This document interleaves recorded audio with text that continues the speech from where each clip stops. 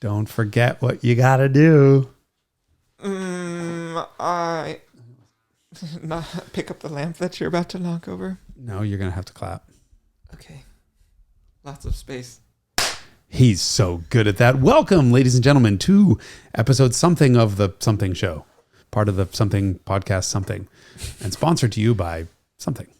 Okay, let me fill in the gaps. It's like here. ad-libs. Rapidly, 704. Sorry, this is, you said like Mad Libs, right? Yeah. I'm just, you need an adverb. Yep. I need a number. Okay, 704. A adjective. No, that thing. A noun. Pterodactyl. Pterodactyl show. Part of the, we need another proper noun. Target. The Target Podcast Network. Okay. And sponsored by Your mom. All right, today we're going to talk about Jaguar because Derek just had a geriatric moment. We're going to talk about Jaguar. Or Jaguar. So many different pronunciations. And why Derek thinks they should be killed now because they suck. Try to take them out back and shoot them. God, that's really not what I thought you were going to say. You're supposed Jaguar? to defend yourself and be like, no, it was a joke. Oh, yes. I mean, wonderful past. Yeah. Made some great cars in the past. This is, we do need to say Hagerty Podcast Network, right? Oh, yeah. No, I tried. I did a bad job of that. I apologize. Yeah, this is the Target Podcast Network. Thank you. This episode is not sponsored to you by Target stores. It's at all. Part of the Hagerty Podcast Network. This is a Carmudgeon Show. This is Jason Cammisa. There, I fixed it all. And you are? Derek Tam Scott. With a hyphen in it. With a hyphen in it. So yes, we'll talk about all things Jaguar because Jaguar is definitely one of the winningest Le Mans brands ever. No, yeah, so Porsche and Audi have them beat, but yes, I think Jaguar is Up maybe there. number three. Well, maybe done some research. Oh, whatever. This is a podcast. No one listens to this shit that we say. Right. No, they do, and then they take it as facts and think they're like, you guys know so much about cars. No. Yes. Well, enjoy the blathering. Plenty more to come.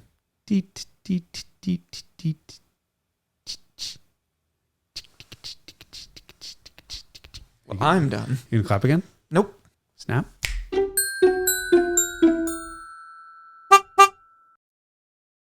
Very quiet.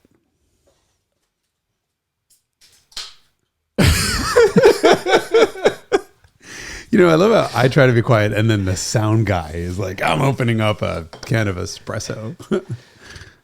I wasn't even breathing. Okay. Now I'm out of breath. There's like an episode here, right? We're having an episode? We are definitely having an episode. Did we, however, record an episode? Oh, no, that's about to happen, right? I'm confused. Well, go forth. Figure it out. Okay, we've done the introduction already, so we already know what this episode is about. Ostensibly. Allegedly. Mm-hmm.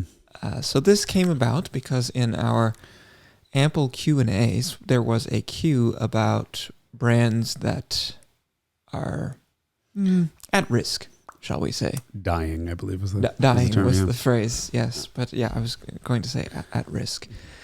Do we want to discuss a variety of them, or should we focus on just one? I think we should focus on one this time because I think you have a lot to say. About... Oh, this is going to just be us saying Jaguar instead of Jaguar. It's not how it's pronounced. Jaguar.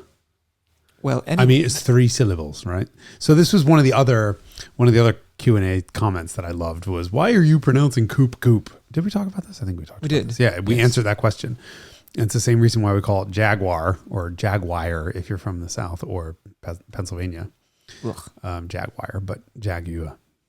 Right. Anyway, what would you like to say about Jaguar, sir?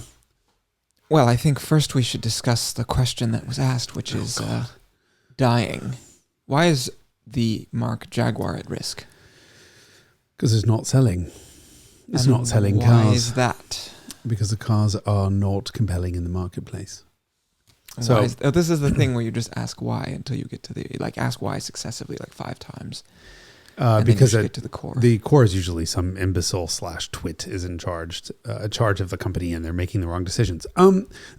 I think Jaguar is a really interesting case because this company is JLR, Jaguar Land Rover. That is the company as a whole. And it appears from the outside like all development resources were given to the LR and not to the J. So when you look at the new Range Rover, which I'm driving next week, I haven't been in one yet, but look at all of the Land Rover, Range Rover lineup. They're beautiful. Everything is really well finished, well done. The interiors are gorgeous. These are all top of their class, not all, tend to be top of their class vehicles. So certainly that's true of the Range Rover. Presumably the Range Rover Sport is like that. The Velara is stunning. The Discovery looks like a subway. A subway? Yeah, it looks like a subway train. Oh, the train itself. Yes. I was going to say, it doesn't look like a place with stairs and what.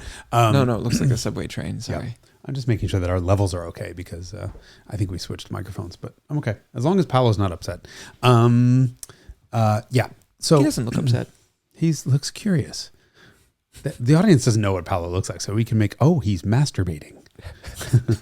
No, he's just laughing, which, he tends to do at the same time off camera. So if you, all I have to do is act like a child and you two laugh. What does that say about you? What does it say We're about me? all children. Okay. Jaguar, on the other hand, has not. And the sedans, first of all, Jaguar's, two product lines. One is the sedan lineup, one is the SUV lineup. When Jaguar announced that it would be getting into the SUV game, I got quite cross. I thought it was stupid. I said, all right, I think that's appropriate for Jaguar to get into the SUV game right at about the same time as Land Rover gets into the sedan game. Like, come on. Just, you have both brands. Keep them, keep Jaguar for what it is and whatever. Might have been the wrong choice given that no one bought any of the Jaguar sedans. But I think Jaguar has been starved of resources. Nobody buys any sedans. People do buy some. I mean, yes. But yes, they are definitely on the downward. That body style is on the descent, and SUVs and other hatchbacks are on the ascent. Which has been true for 30 years. True. I guess that's true. It's been a long time. I mean, Ford Explorer. Yeah. Right? I mean, we're reaching critical. In the 90s, everyone was like, SUVs are everything, right, and they cost more money, but people buy them anyway because everyone wants one, and it's the hot new thing. And it's compromised and terrible in almost every way, but maybe one day it'll snow 7 feet and you'll just flip it over and die in a car accident. No, my problem was that Jaguar's sedans have died on the vine. They were once amazing, and I think that's where your expertise will come in.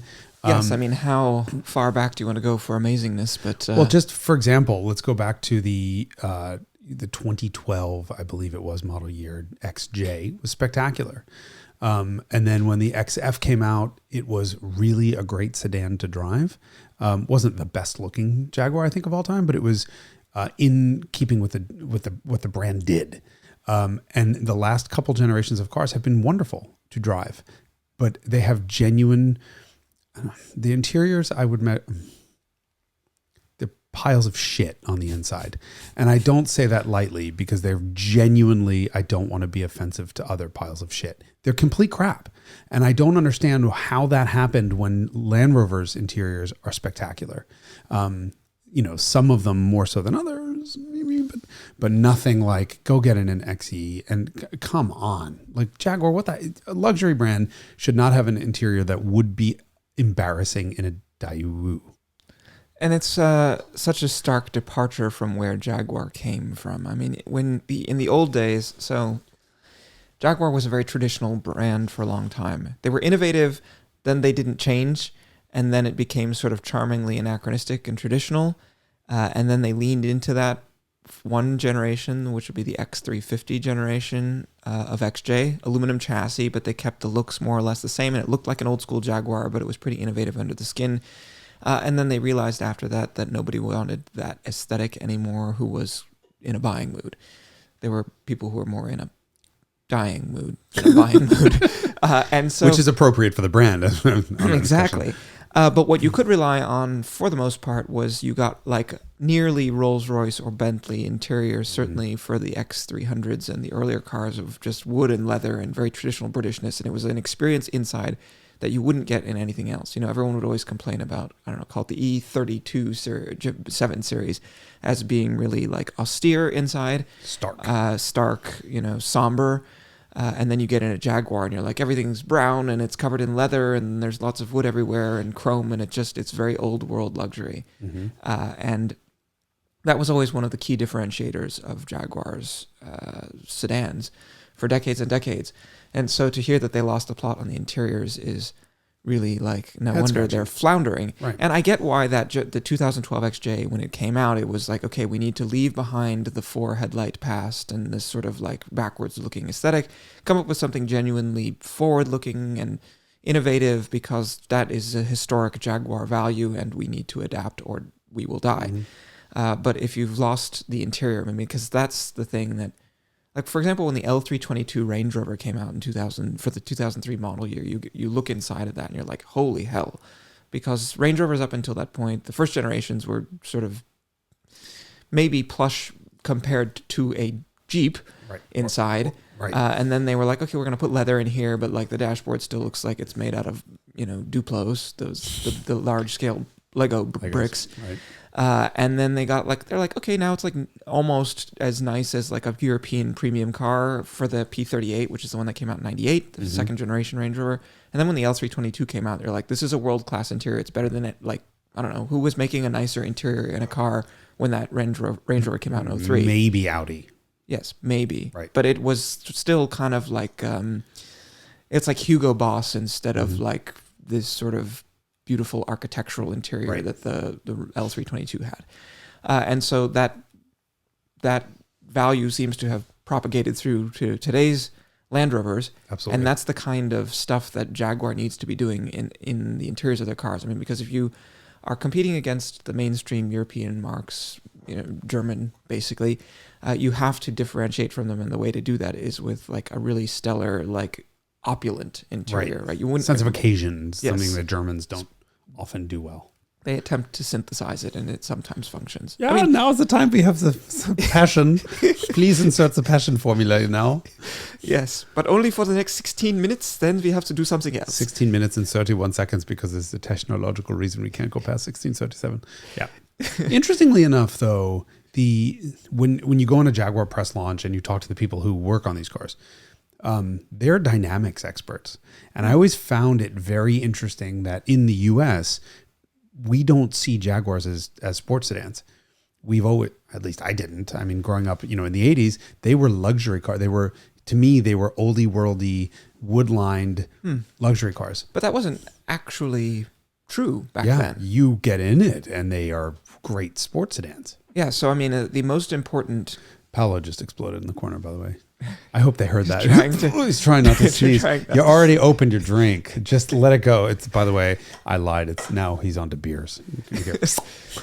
So the whole deal with the Jaguar XJ6 when it first came out, we all tend to now just lump all the old Jaguars in, and this is the part where I'm going to talk about old Jaguars at length and explain why they were so like world beating, but they were genuinely world class cars. And we'll just focus for a moment on the sedans. The Jag XJ is probably one of the most important sedans to ever come out.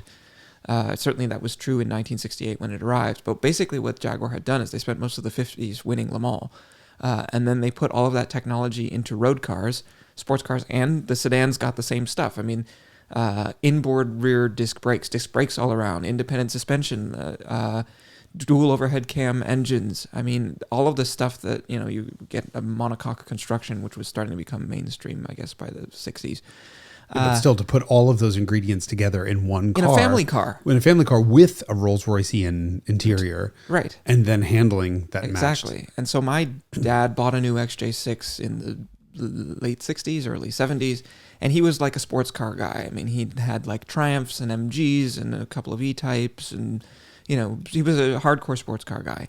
And when he got married and needed to get an adult car, the car he bought was a Jaguar XJ, because he's like, look at all the specs sheet. It's got a twin cam engine and lots of SU carburetors and all this, stuff that's not normally making it into family cars. And so at that era, Jaguars were known for, the quote was space, grace, and pace. And that pace thing, they were genuinely serious about. And of course they were the first 12-cylinder sedan.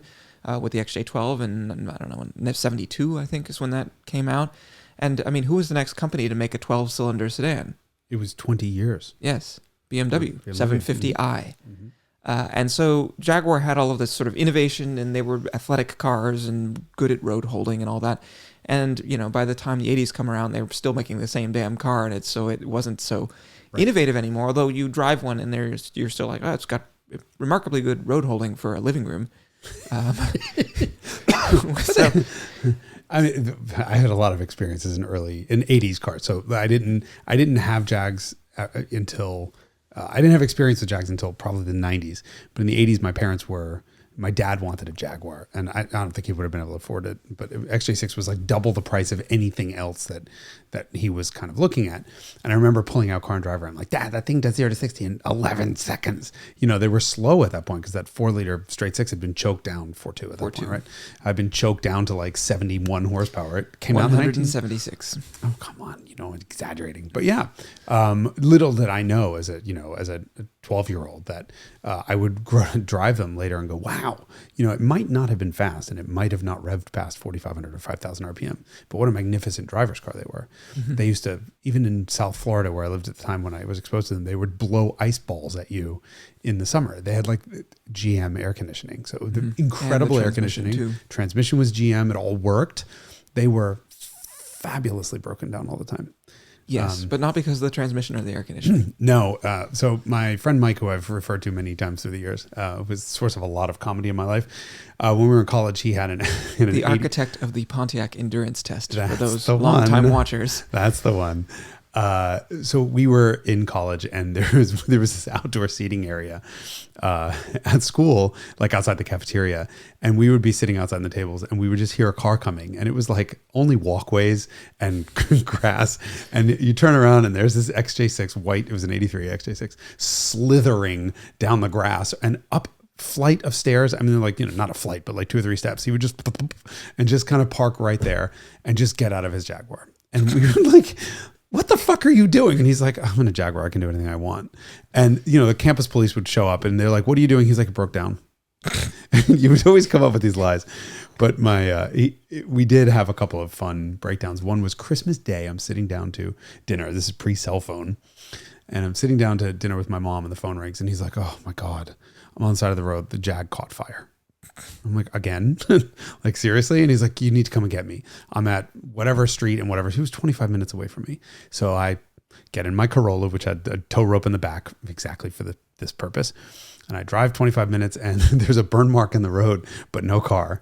And so I drive to his mom's house, and in the driveway is this burnt, it's a beautiful Jaguar with a burn mark in the hood. He was driving, a woman stepped out in front of him and he hit the brakes, and the battery broke out of its mount and shorted out and caught the car on fire. I mean, this car broke down, and in the most spectacular ways. Like, fuel lines would burst and send 50 PSI of gasoline all over the place. And somehow this thing never fully incinerated itself. And at one point, my mom broke down. She had an 81 and she was pregnant with me, and it broke down on Christmas Eve. It didn't break down. She got a flat tire on her way to work on Christmas Eve. Hardly, and she's like 7 months pregnant with me. Did she just like lift up the car with like super mom strength? I think someone helped her change it, actually. Okay. But I had enough. I think I towed Mike's XJ6 in the year or so that he had it. Probably I towed it 3 or 4 times. And finally I remember screaming at him. And I had this Corolla that my mom made me lease, and I hated it, but whatever, it was there. And I will never forget the argument, which was, you know, I'm like, I let him have it. I'm like, I'm sick of coming to get you. Get rid of this fucking pile of shit. Go get something German, you know, it works. And he just looked at me and he sort of did the chicken head, and he was like, I look better pushing that fucking Jaguar down the side of I-95 than you do driving your Corolla. Step away. And I was like, what do you say to that? He did look more fabulous. Okay. There's nothing more fabulous looking than somebody broken down in a Jaguar. As your 7-month-old mom can, somebody stop to help. 7-month-old, 7-month pregnant mom can probably attest. Somebody was like, she's hot. She's broken down in a Jaguar, and helped her change a tire. That's true. It worked for her. So anyway, those are my XJ6 stories. Yeah, so we had a lot of XJ6s. But anyway, so the XJ6 was a really significant car when it came out. And then they replaced it with the XJ40, which was a good effort to modernize it, but conceptually kept the car the same, and the X300 was the same thing. And so there was this long trend of continually sort of improving these cars and modernizing them, and they were still quite decent, but they just were... they were the right thing probably up until the 90s, and then as the generations sort of proceeded onward, they realized by the early 2000s, mid-2000s, that wasn't the way to go. And the last XJ, that is the last XJ, right? They haven't replaced it. It's done now. That was a good effort, but I guess too little, too late. At some point, there was to be an electric XJ replacement. I don't remember hearing that. Yeah, I don't remember what the status is of at this point. That sums up everything you need to know about Jaguar. Here's the thing, though. I just recently had an F-Pace SVR. I included it in that Icons episode on Nissan Z because it was unbelievable. It had a sense of occasion unlike any of the German, X3M, X5M, GLE, all the AMG stuff. All of that stuff is great in a lot of ways, but this was dumb in all of the right ways. It's like a F-Type V8 right in SUV form. Yeah, but I mean, it would literally lift an inside wheel under acceleration coming out of corners, and you felt it. The thing was just, absolute coupe/sports car seats in an SUV. It's really fabulous, and it's really... And no one's buying it? I don't think anyone's buying any of the Jaguar SUVs. The letdown is the interior. I can't see getting in that interior facelift. They did a huge interior revision on it, and it went from D-/F to like a solid C, maybe even a B. It's not that bad, but I think the damage has been done.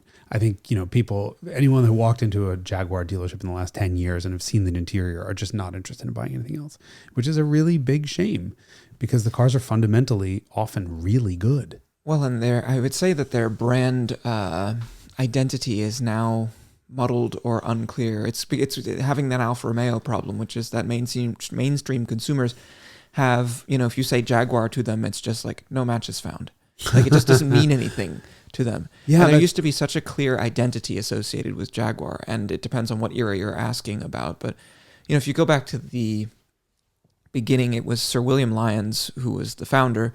It was originally called Swallow's Sidecar, and so the cars were called SS prior to World War II, and then after World War II, for some reason, they changed the name from SS to something else. Suck and Swallow? I mean, that's a really bad name. Well, also, like, after World War II, No, I know, I'm trying to different... Let's not talk about that. Okay.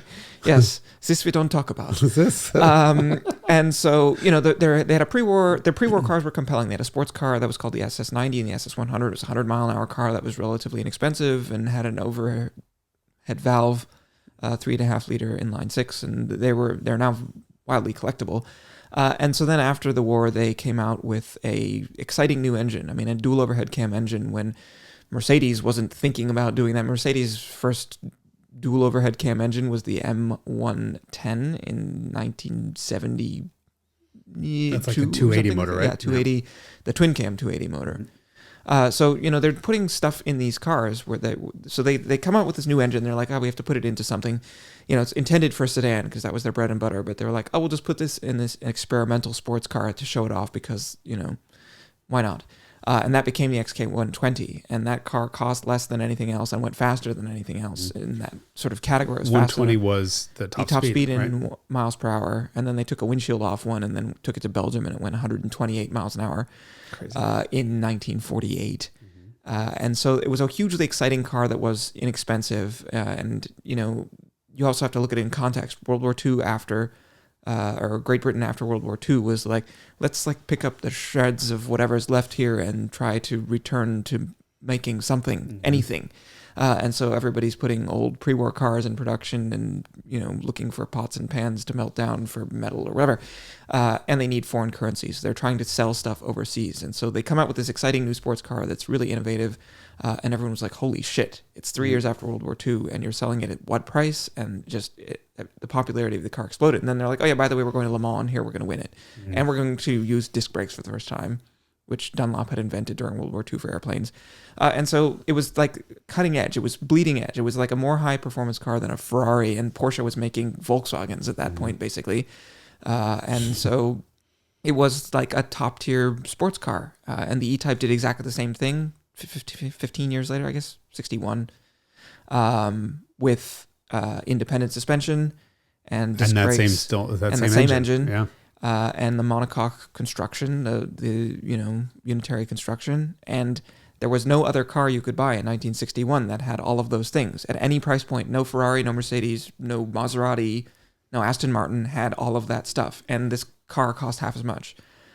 So it is, a huge shame what happened to Jaguar. But that back then, there was a very clear articulation of what Jaguar represented. That was, call it the 1950s and 60s.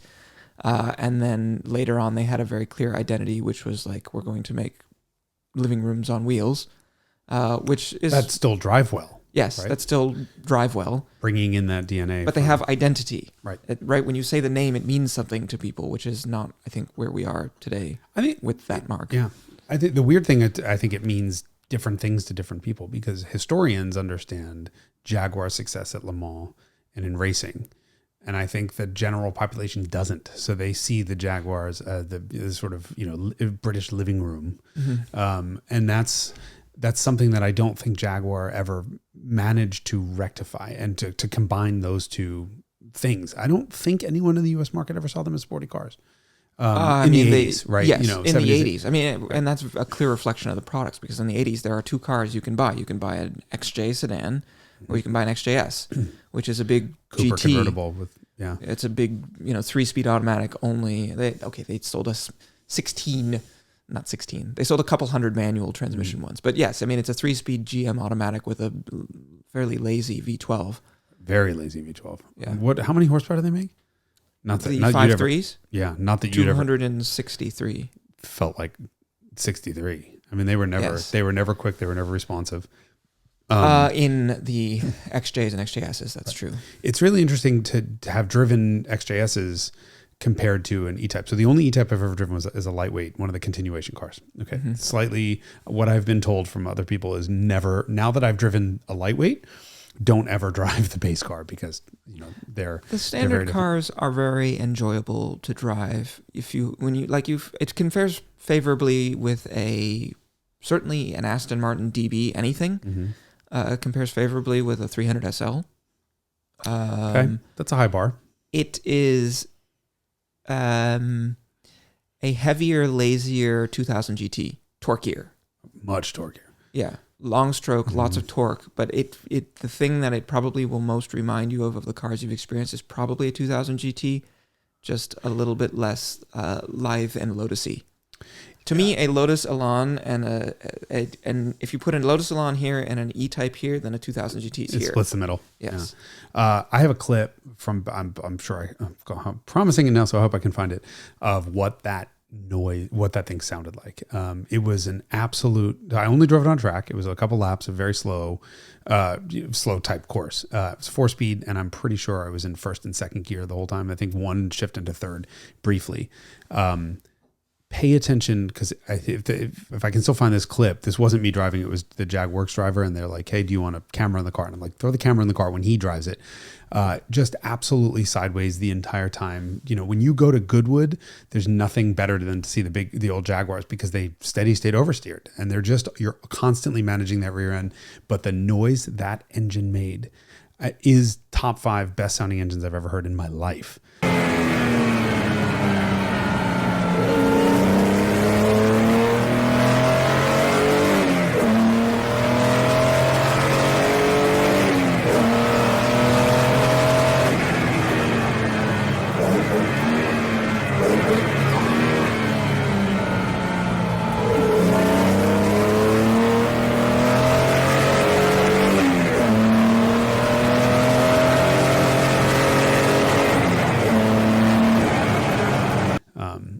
To think, amazing for a long stroke engine too.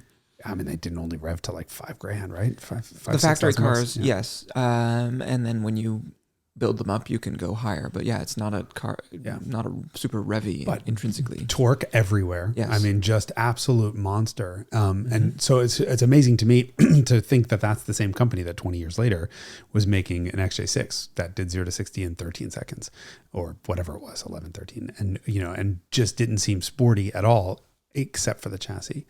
And I just wish that somebody was in charge of Jaguar saying, you know what we're going to do? We're going to make the best sports sedans on the planet with the nicest interiors. They have attempted to return a couple of times to sporting intent. I mean, the F-Type was, when it arrived, it was like, holy shit, Jaguar's making a sports car. Because Jaguar had not made a sports car properly since the late 60s. Here's the thing about the F-Type. It's unpopular opinion, right? I mean, so the XK, we had an XK long-term when I was at Automobile. When that came in, I thought, oh, it's beautiful. It's really cool looking. It's aluminum. It's this. It's very heavy and very, very GT. Big GT. Big GT. For sure. And that's why the F-Type was like heralded as the first Jaguar sports car since the 60s. This is where I tend to disagree. It came in, it looks like a sports car, and you get in it, it's a 4,000 pound GT. That's why I said heralded. Right. I mean, it just wasn't, other than the engine making magnificent noises, or at least loud noises, and the chassis being pretty damn good, it was a 4,000 pound GT minus the rear seats and some sound deadening. I don't think that car delivers on the promise of its looks. And I think, frankly, Jaguar did a really good job at duping is a strong word, but distracting everyone from the fact that really this was a new XK and it wasn't a sports car. And I think its sales numbers show that. I think if it drove the way it looked, maybe they would have. What are your primary complaints? I've never driven one. The newest, I looked at my spreadsheet, the newest Jaguar I've driven was a 2004 XK8. I've not driven anything since. I mean, really what we should do now is pause the video and have me go back through my comments and look. My memory, it's been years since I've been in an F-Type. And the last one was the Project 7, which, was more... Maximum spicy. The all-wheel drive system was very good that they put in it at some point. The Jaguar engineers wanted... Weren't they like very tail happy when they were the rear-wheel drive ones? Yeah, they're programmed to go tail happy first and then slam the clutch shut for the front. So the car's a little bit difficult to handle because you'd get an explosion of sideways and then boom, the rear wheel spin would turn into all wheel spin and then the car would just go neutral or understeer. And so you did have to really pay attention. They're kind of difficult to drift and difficult to be at the limit. But the bigger theme is it just isn't a driver's car in the way that a Porsche is. I mean, they're 1,000 pounds heavier than a Boxster Cayman. They were just everything about that car was heavy handed.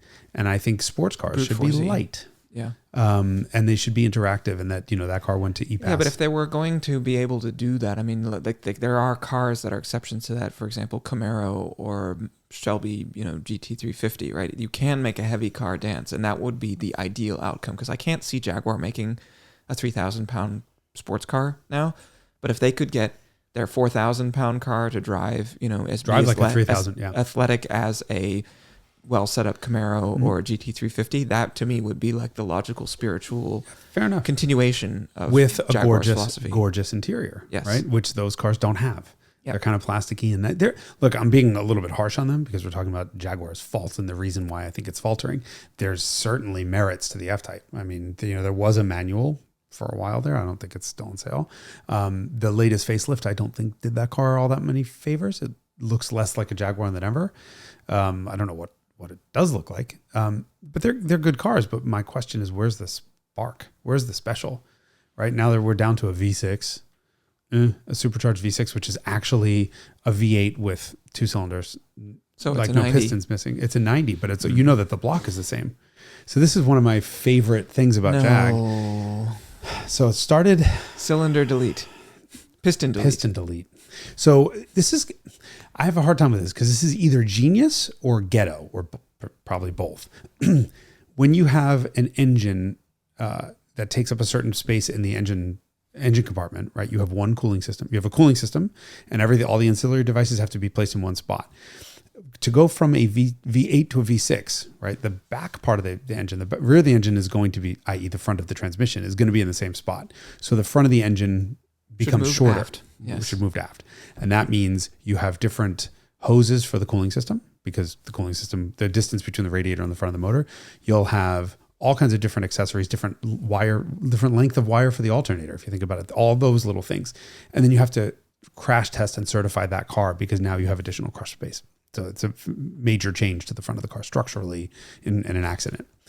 Jaguar's solution was to make one engine from an exterior, from the exterior dimensions, right? And so you have a V8, and in the case of the V6, they kept everything exactly the same in the front. So it's all the same accessories, and the engine's in the same spot, but the rearmost two cylinders are missing, and in their place is just basically an external structure of a block with some holes in it, and you can look right down in there. The heads end so you have 3 cylinders on each side. The head is 3 cylinders long, and then there's a like a block off plate, and then on the crankshaft where those two throws for the rearmost 2 cylinders or pistons would be is a counterweight, which you need for a 90-degree V6. And so in theory, it's the most ghetto solution in the world, right? I mean, just put a fucking V6 in it. On the other hand, if you're trying to contain costs and you don't have the R&D money because your company's not doing well, what a stroke of genius. This is the opposite of the LFA thing, right? The LFA thing was supposed to be the dimensions, the power of a 10-cylinder with the weight of a 8-cylinder, with the dimensions of an 8-cylinder with the weight of a 6-cylinder or something like that. And this is the opposite. This is a V6 that weighs the same or possibly even more. No, it's about Nero's makes no difference, weighs the same as the V8, and doesn't help weight distribution either. Yeah, because they took out the back two. They should have taken out the front two. Well, if they took out the front two, it really wouldn't have mattered because the accessories are all over there on the front plate. I mean, it was just... And plus, maybe structure of the engine would collapse differently in an accident. So who knows? I mean, on the fence. Either way, not appropriate for engineering for a company that won Le Mans as many times as Jaguar did, and brought 4-wheel disc brakes into the world, and for production cars, and pioneered so many different other things. Citroën. Oh, 4-wheel. You did say 4-wheel. Okay, good. Yeah. Well done. Citroën was the first. Look at that, internet commenters. Back off. Citroën was the first production disc brake in a passenger car, correct? I've heard that number. I've heard that tossed around before, although someone might be like, the Panhard Lavoisier of 1952 or something like that. But yes, as far as I know, that's correct. And then, Jaguar did 4-wheel disc brakes, I think, in 1958 or 59. Really early. Really early. 50. Yeah. Yes, before Porsche, which we always think of as being like on the bleeding edge of brakes, before Ferrari, before Mercedes. Yeah, before Lamborghini even existed. Correct. Before Honda existed. I mean, I think Honda's, that's a perfect example of that whole engine thing, right? The V6 and the V8 thing, where this is something that Honda would like, Honda engineers will pass out if they see, right? I mean, you brought up Mercedes Lexus. Also. Oh, Mercedes would do that. What? Mercedes would totally do that shit. Nowadays. Oh, yeah. Yes. How to overly complicate something and make it even more heavy and expensive. Yeah, but not they wouldn't have done that in the old days. I mean, they did figure out how to... In the 126 days, they would not do that in the W126 I got to think about this, because this is the company that did actually make direct injection work with mechanical fuel injection in the 1950s. Correct. They would stop at nothing. Yes, but that's like a pure engineering solution rendered. It's not like some weird kludged together thing where you're like, well, if we just do this, then it probably functions fine and no one will notice. Fair enough. Mercedes was concerned with spending as much as they possibly could on the correct engineering versus Jaguar. Yes, exactly. Now, I see right, das besser oder nichts, right? Yeah. And now Jaguar is das nichts oder besser. We'd rather do nothing than do it well. Woohoo! Pull another piston out. I'm probably not supposed to tell the story, but when that V6 first came out, one of my coworkers, I think I was at Automobile at the time, was in France test driving one, and Rod came flying through the side of the block, and he came back and he was like, we had 2 engine failures on the press launch, like something's up. And I saw a picture of the schematics of the engine, and I was like, it's missing. It's missing 2 cylinders. What the fuck? And apparently the failure had come from some bearing on those flying arms, like the bearing supporting those flying arms. They fixed it before production, obviously, because I've not heard of any of them blowing up. But like, that is just the ultimate ghetto / great engine. Hey, you don't have the budget. You need to make a V6 and a V8 work. Yeah, but what Jaguar used to do in that situation was they designed a really brilliant, fundamentally superb car and didn't change it for 20 years. Right, which I'm sure the late 80s Jaguar was not in wonderful financial situation. They couldn't. Well, they got purchased by Ford in 1987.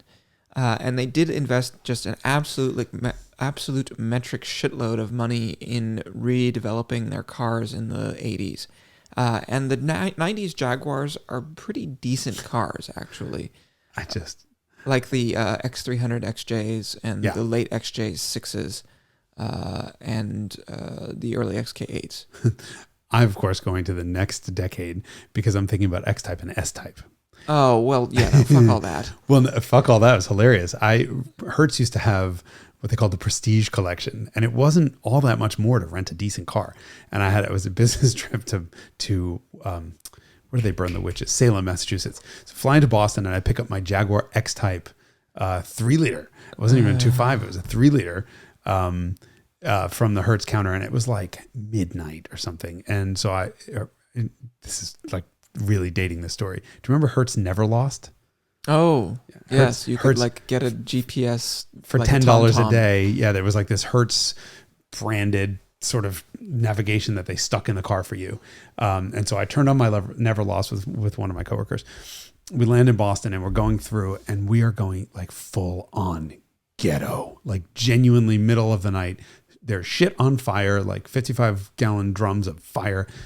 I'm like, this is really bad. And bam, we hit this pothole. It was actually not even a pothole. It was a seam across the road and had a tire issue. So we get out and both front tires are flat. Awesome. And I'm like, well, this sucks. And I open the trunk and the rear tires and the spare tires flat. So now I have 3 flats and 2 tires that hold air. So I hit the help button on the Never Lost, and the lady gets on the phone, and she was very, very lovely. And I'm like, I have 3 flats, so we kind of need help. And she's like, okay, I'm contacting your Never Lost right now. Do you know where you are? And I'm like, I don't. I was just following Never Lost. She's like, can I ask you? This is something that would never fly today. She was like, can I ask you a question? Are you white? And I was like, yeah. And she's like, get out of there. I was like, what? She's like, yo, and Lynn. And I was like, what? She's like, don't you know the song? Lynn, the city of sin. Once you go back in, like there's a song. There's apparently, I'm sure everyone's going to be corrected. Lynn, the city of sin. Like you go in, you never get out. Like basically it's just like everyone gets murdered there. She's like, yo, a white boy in a Jaguar, get out. And I'm like, what am I supposed to do? She's like, drive. I don't care about the tires. I don't care about the car. Just drive. And so we drove on 2 flat tires for, I don't know, a mile or so, and just got out of the really, really bad section into just regular bad section. And the tow truck guy shut up. He's like, you are lucky you're not dead. Like, get in the truck. I'll hook the car up to the wrecker and get you out of there. But it was one of those moments you're like, maybe navigation system isn't the best thing in the world, because it brought us right through what was apparently a war zone at the time. So how did the Jaguar make out? I got another one, which was wonderful. They were great rental cars. Great rental cars. Yeah, because it was like an E46. It was comparable to an E46 in its performance, especially with the 3 liters. You could get them with all-wheel drive. They rode the 3 liters, I think, were all-wheel drive, if I remember correctly. I think you're right. Because they should have been front-wheel drive because it's a Ford They would Contour. have otherwise been front-wheel drive, yeah. Yes. They were, yeah, that's true. I guess all of them were all-wheel drive, even the 2.5s. Maybe in the U.S. Yeah. But it was a perfectly competent. I thought it was like a shitbox Ford Contour shitbox. It wasn't that bad. Really? I mean, it's a rental. Look, I'm buy one. And same thing with the S-Type. The S-Type was a Lincoln LS. LS in drag, yeah. That was a wonderful chassis. They were really, really good. Again, something that I think is irrelevant to most Jaguar buyers. Oh, it handles neutrally and rides well over big bumps. I don't think Americans really care about ride quality at max lat. But other than the interiors falling apart and the exteriors falling apart, and then the mechanicals falling apart and the electronics falling apart, they were lovely cars. I think Jaguar, more than anything else, has a reputation for shit reliability in the U.S. Yeah, and that is in large part the result of the Series 3 XJ and that era generally. What was that? Was there that 1 year car that was a half a year car? It was an 86 and a half XJ6, I think, was the one that went to the digital dash. Oh, 87 was the last year of the Series 3. I think that the digital dash in the early XJ40s ran until, I think, 89 or 90. Okay, so Mike again bought one that broke down constantly, and apparently it was like every time he walked into a mechanic shop, they're like, "Oh, you got that one." It was an 88, 89, I think. Do you remember what the turn signal sounded like? We may have to find a video. Yes, it's not unlike the F50 turn signal noise. It's a bloop, bloop, It's a Snapple bottle going. Yeah. Oh, this one. It's It's not like that. It's like you the top of a Snapple the cap. lid of a top. Ding, Yeah. ding, ding, ding. It was like a little metallic. My mom's car makes that. She has a 03 XJR, and it still makes that noise.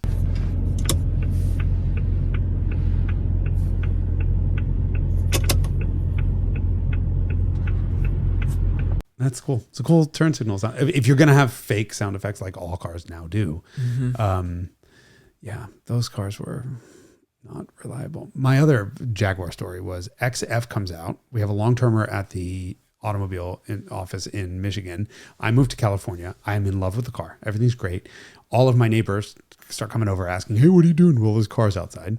They figure out I'm not a drug dealer, which is what I told them I did because I wanted them to leave me alone. And they all start asking me what they should buy. And so I sell 3 of my neighbors on the idea of buying an XF. 2 of them had 6 cylinders. 1 had a V8. And all 3 of them wound up lemon lawed. Oh, good. And the final straw was the neighbor calls me and he's like, this fucking thing broke down again. And he left him on the side of the road like at 11 o'clock at night. And it was just dead. And meanwhile, from the time I convinced them, from the time I moved here and convinced them all to buy them, our XF started falling apart in Ann Arbor and like left. It was constantly dead. And there was like no way into the trunk to jumpstart this thing. I didn't know they were that bad that late. They were that bad. This was 08. It had to be about 08. I'm surprised to hear that they were shit cars so late. Oh, here's the punchline is my direct next door neighbor is calling me. So it's actually the whatever, stepdad. He's screaming, this fucking thing left me dead, whatever. All right, okay. Just the Jaguar dealership will help you out. Like, he's like, you need to help me. They denied his lemon law complaint, right? California is very simple. 21 days out of service or 3 times for the same problem sets off the lemon law. And if it breaks again one more time or one more day out of service, it's just like black and white. They're buying it back. They denied his claim. He was like 70 something days out of service. And they're like, no, you have to have 21 more days now. And so I was just about to call Jaguar corporate. And they got him they towed him back. Somebody sent a tow truck like late at night, got him to the dealership. The service manager met him it was the next morning. So service manager gets him and he gives him an LR4 as a loaner car again. And he's pissed off about this. If I wanted a friggin' SUV, I would have bought a friggin' SUV. I love this car. I want it to work. And the next day, the LR4 dies on him and leaves him on the side of the road dead. Will not restart. Totally dead.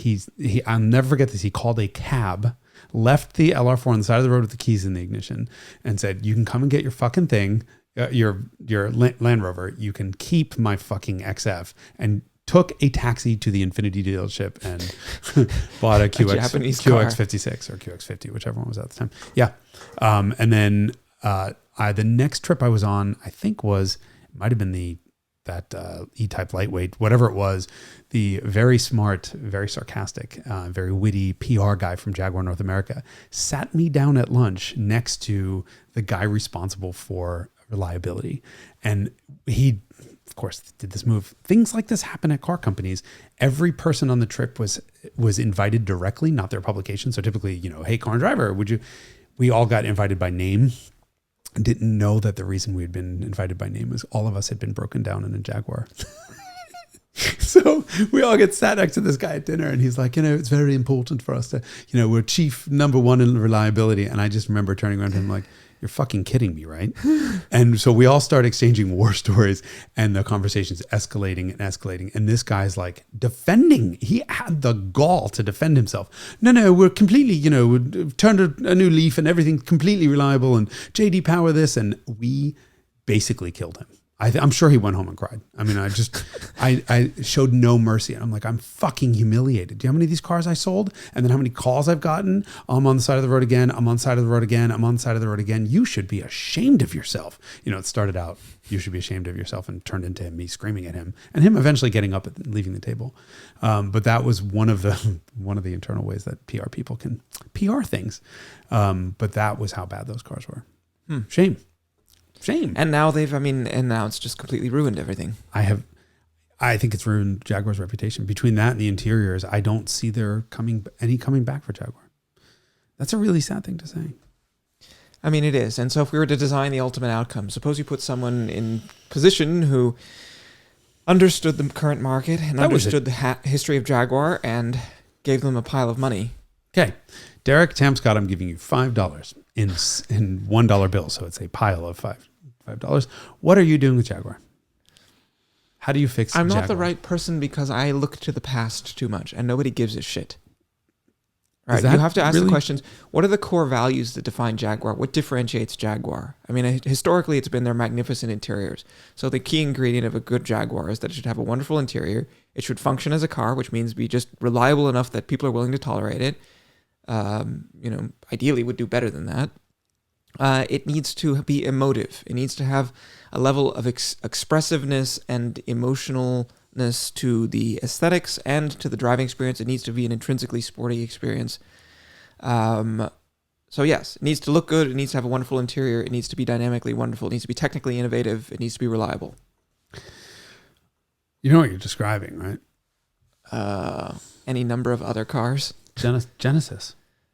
Yeah. I mean, if you think of the Hyundai's push in the last couple of years, like started out with the Stinger, right? That was Albert Biermann's first project at Hyundai. He came from BMW M, made that car drive. It was not a wonderful car, but it drove amazingly well. And that sort of filtered down to a lot of different Hyundai Genesis products, Hyundai/Genesis/Kia products. And I think there's a desirability there on those cars that's really missing from a lot of other cars. So I think what you're describing is Genesis plus, Genesis when Biermann was involved. Those cars are really what Jaguar should be right now. Don't know how reliable they are. They're probably fine. I got so much hate mail on the Genesis Icons episode. People were saying that, they're listing all of the problem areas the cars have. There's a couple class action lawsuits against, Hyundai, I think for different engine failures. There are always class action lawsuits against everyone for engine failures. Engines fail. Things happen. And unfortunately, the internet has allowed everyone to speak to each other. And so everyone has the same issue. It tends to make it magnified. Right, because they're pissed off and they want the attention to be focused on their issue. And then some other person, you sell 100,000 cars, a couple of them are going to blow up, and you get 65 people in one forum saying, yeah, mine blew up. Yeah, mine blew up. And next thing you know, it looks like the cars have a 100% failure rate when they don't necessarily. I'm not saying I know anything about these Hyundai problems, but I've certainly heard a lot of feedback after that video of the dealer network has a problem. Because they're used to dealing with Hyundai customers and not Genesis customers, and that there are some fundamental engineering and reliability issues with Hyundai and Genesis products. I don't know. All I'm saying is from a desirability factor. And from your ability to evaluate the car when it's sitting in front of you, right? You're not doing long-term tests on these cars. This is what the purpose of magazines is, to get cars in the long-term fleet and see how they actually hold up when you put 36,000 miles on them. And also that's also an isolated individual case, right? This is the purpose of Consumer Reports, and which aggregates customer experiences, or even JD Power to a slightly lesser extent, I think. But I think Consumer Reports does a better job on this. So I typically send people to CR. I'm like, hey, I don't know. You're just evaluating it on your ability with the X days that you have with the car, which is all you can do. You can't apply 36,000 miles to 600 cars when you have a 3-day press loan. Right. Exactly. Try as you might. Thank you. Try as I, and I do. Trust me, I do. There are certain things that I do that probably would put more stress on certain components over my week-long loan than most people do in 36,000 miles. But that's just hearsay. For science. Yeah, so you would take Genesis' current lineup, put a bunch of Jaguar matches on it, make them a little sportier, and have at it. Yeah, I mean that's effectively it. I described the perfect car is what I did. I mean, like, it's not rocket science. You have to make something good. It has to look good. It has to have a nice interior. It has to be reliable, and it has to be nice to drive. It right? clearly is rocket science. Everybody wants in a car. I mean, it's what Jaguar used to be able to do, with the possible exception of reliability. I think reliability for Jaguars is not as bad as people say for the old ones. I'm talking about pre-fuel injection, carbureted ones. Yeah. They just leaked a lot, right? They do leak a lot. Yeah, they are. But once you kind of get them baselined, they're not terrible. It depends what you're used to. Also, if you're used to a Ford Mustang, then yes, it's more work to live with one of those cars. But yeah, I mean, Jaguar has done it in the past. That's what historically differentiated them, and so. Spiritually, it is a return to the past, even if it's not a literal return to the past, which is what Jaguar tried to do until the mid 2000s, I guess, aesthetically. Yeah. I would love to see a series of Jaguar wagons as we all go electric. I think we have a chance anyway. Maybe this is just hopeful that wagons will make a comeback in that frontal. You want to minimize frontal area, so you want to minimize height for range. And I think there's a chance now. We're seeing it. I think consumer preferences are so much that they would feel a need for SUVs and have this irrational fondness for SUVs that they are not willing to tolerate. Land Rover takes care of that. So Jaguar is a brand, right? So here, you have Polestar as a brand, right? That Polestar 2, which I have outside right now, I'm driving one at the moment, is based on an XC40. It's a very tall, awkwardly proportioned, ultimately beautiful sedan because the designers are able to mask the proportions of it. Turn that into a wagon, and which is coming. That's the Volvo, the Polestar 3. Is it an SUV? Kind of, not really. But you're seeing things like ID4, which are not Volkswagen's ID4, which is not a true SUV, but it's also not a sedan. It's kind of a tall wagon. I think that sounds an awful lot like an SUV. I think we're going to see SUVs become slightly lower and sleeker, lower and longer versus this never-ending tall. I, for one, would welcome that because as someone who's obviously, like all good car enthusiasts, a station wagon enthusiast, there's not a lot of options out there. You're like Audi all-road products, the sad part about all of them is they all, even the Mercedes E-Class now has that fake cladding on it to make it look like an SUV. Yeah. It's my hope that the push for aerodynamics will just nudge car makers. We're not going back to wagons. Not right now. But if it pushes manufacturers to lower these cars a little bit and make them a little bit sleeker and longer and give them more wagonish proportions, that'd be cool. And I think that's where Jaguar could be. The Velar, for example, the Range Rover Velar is a long, low-ish thing. Take another inch out of that thing, kind of drop it a little bit, square it off, and you have a wagon-looking thing that could, with a fabulous interior. Isn't that under the skin just a Jaguar F-Pace? It is. But the F-Pace looks like a blob. The F-Pace looks like an SUV. Blobby SUVs are... what they've done is they've tried to unbox them, but they just end up looking like melting... Marshmallows. Yeah, melting cough drops. Yeah, I would love to see the Velar turned into a wagon, not the XF. This was the other thing. Remember that XF Sport Brake? That was they sold, I think, 6 of them. A friend of mine has one. $80,000 brand new sticker. He bought it for $30,000. $50,000 off. How used was it when he bought it? It was a demo. I think it had 6,000 miles on it. It was nothing, but he got $50,000 off. I remember when that car came out, I was furious because you could get an XF Sport Brake or a comparably equipped F-Pace, which is the SUV, and they were $30,000 apart in price. And this is one of those instances where I want to take the product planner and strangle them and say, because you're like, nobody wants wagons, nobody's buying them. You're like, well, gee, no. You would have to be either immensely wealthy or just stupid to spend $30,000 more on an inferior product, because the F-Pace for that same price had all-wheel drive, when I don't think the wagon came standard with it. There was equipment level differences that you couldn't even make up for, and there was still $30,000 between the two of them. And when you talk to those product planners, they say, well, that's just the cost because we have to amortize the cost of... over 6 units. Over the 6 units that we're going to sell, but they make them unbuyable. TSX Sport Wagon was another one. They made it unbuyable because of option package. This happens a lot. So I think... it's like a Jetta wagon price versus a Tiguan. Right. So it makes it impossible to buy these wagons, and I think that's a different episode. Right. Yes, we've digressed. In any case, Jaguar doesn't look long for this world, but maybe someone will come up with a hat trick or whatever. I hope so. Wonderful brand. Storied history. Great straight 6 noises. Mm-hmm. They should get rid of that V6 too. Yes, and replace it with an actual V6. Yeah. Well, no. One never uses an actual V6. Straight 6. Yes. I mean, if Mazda's doing a straight 6 now, come on. No more excuses. You know this, right? No. Oh, yeah. Mazda has just come out with a straight 6 engine that will be and it will be mounted longitudinally and rear-wheel drive in their sedans coming up. Next in Mazda 6. It's a new BMW. Yeah.